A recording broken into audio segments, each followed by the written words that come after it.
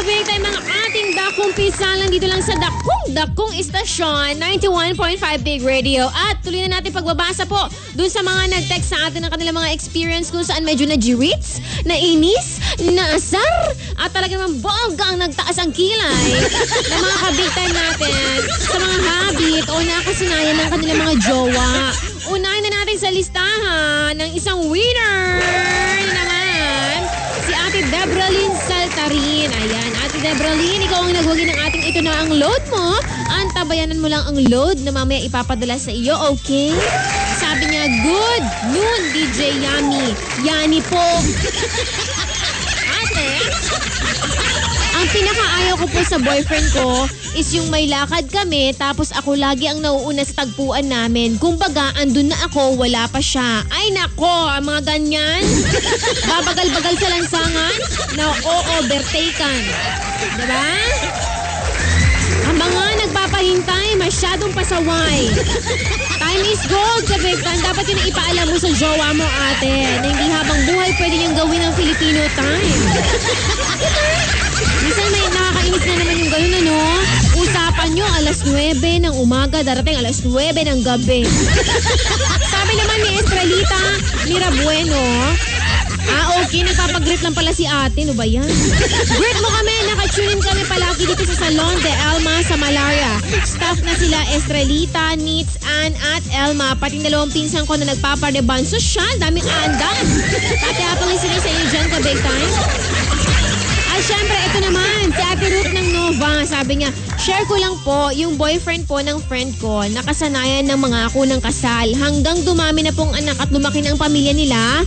Hanggang ngayon, di pa rin sila kasal. Anyari, te? Unang-una, ano talaga naman sinishare mo ang story ng friendship mo, ha? Hindi mo jowa ito, pero alam mo ang talagang bonggalis na pinapangako niya sa friendship mo. Pero okay lang, baka naman sinishare din sa'yo.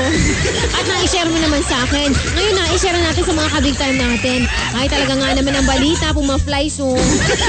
Anyway, highway Ate Ruth ng Novaliches. Alam mo yung mga ganyang habit, kakaiba, no? Dapat masanay na lang itong si ating friendship mo. Natanggapin, okay, kailan tayo ikakasal? Kopong-kopong mo pa sinabi sa akin, hanggang ngayon wala pa rin. At bongga, nagpaanak naman ng paanak. Ang hirap ng ganyang sitwasyon, di ba? At syempre, ito naman, di ba? Sabi dito na ating ka-big time na, ito lalaki, Edralyn.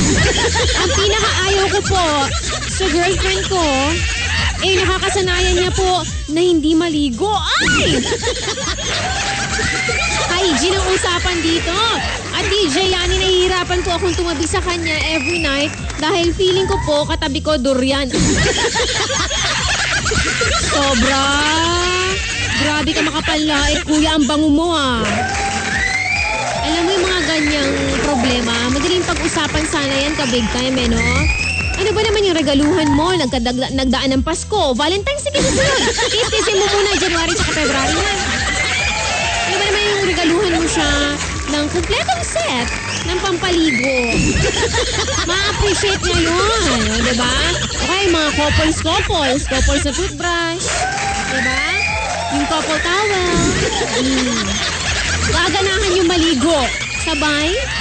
Sabayan mo pa. Sigurado, babango siya. Ikaw ang magsabon. Ang tsala! Sabunin mo siya. Kinilig bigla? Ay, kapitay, maraming salamat po sa mga nagpadala ng kanilang mga experience at sa mga nagwagi po, congratulations. Antabayan niyo po ang load. Siyempre, ito lang po yan sa 91.5 Big Radio. Eto na ang load mo. Ano yun? Salap? Salap ng libre load? Correct. Basahin natin. Meron pa tayong mga kabaitan na nag-post sa ating Facebook fanpage. Ayan si Ate Julie. Uy, yung masarap na talagang bonggang-bongga na mimintog na puto. At mahablangka. Si Ate Julie ang talagang courtesy dyan. Yung umutot sa labas ng bahay at narinig ng mga kapitbahay, okay lang sana kung pasiwit lang hindi yung akala mong sinturon ni Huda sa tagal sa haba ng utot, kakahiya. Grabe!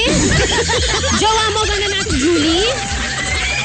Ikaw naman, di mo pa na-appreciate na lumabas siya. At least, hindi ikaw ang gusto niyang pahirapan yung ibang tao. Ayan. Ate Julie, maraming salamat po sa mga nag-share ka big time. Tumutok lamang po, tuloy-tuloy ang tugtugan at antabayanan. Boom ba yun? Susunod na Dito lang syempre sa dakong-dakong istasyon, walang iba ka big time. Tutok ka lang dito sa 91.5 Big Radio. Gusto ko, dako! Dako! Gusto ko! Dako! Gusto ko!